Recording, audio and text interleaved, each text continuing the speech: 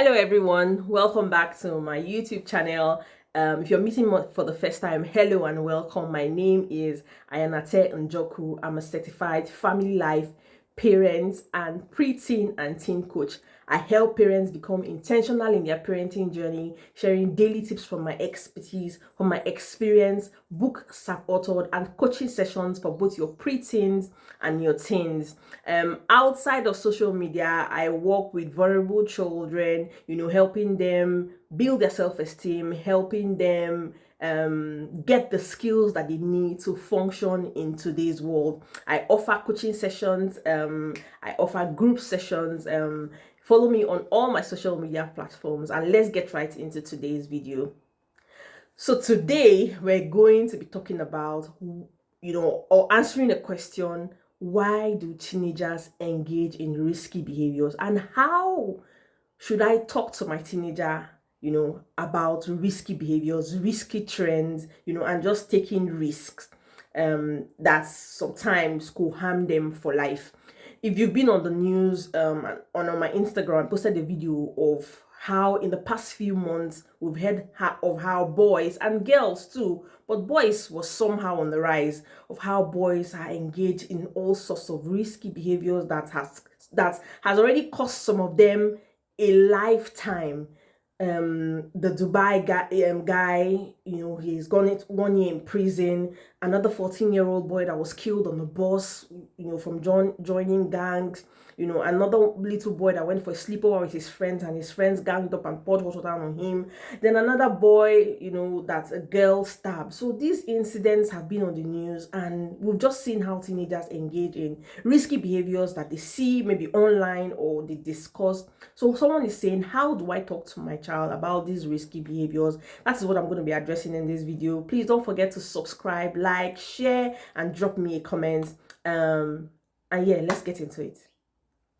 What is it with teenagers and risky behavior, risky trends, and trying to lose their lives?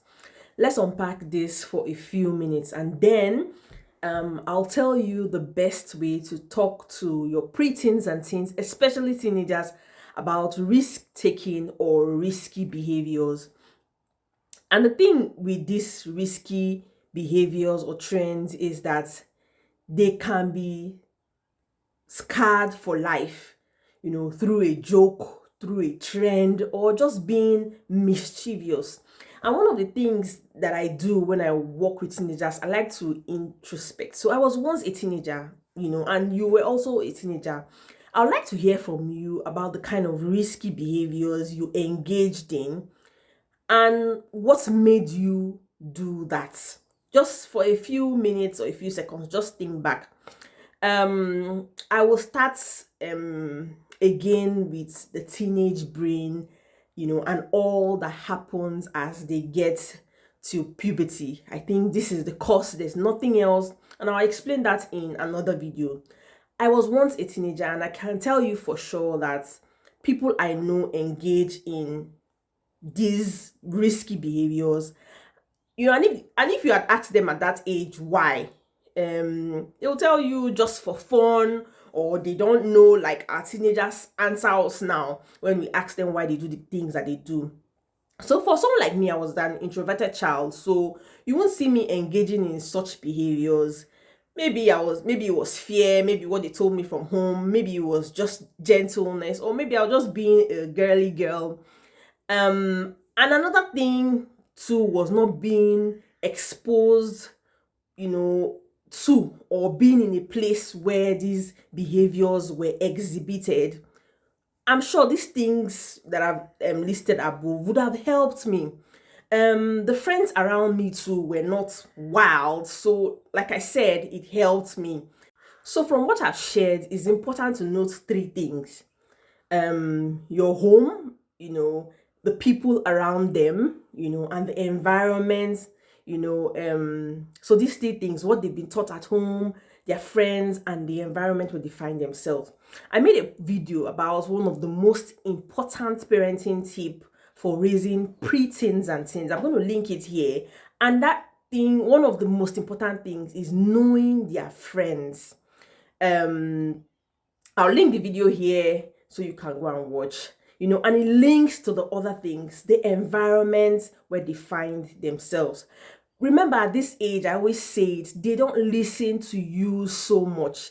They listen to their friends. They can listen to their friends' parents, they can listen to other authorities in their life. They just feel at this point that their parents are somewhat stupid. They don't know what they're talking about.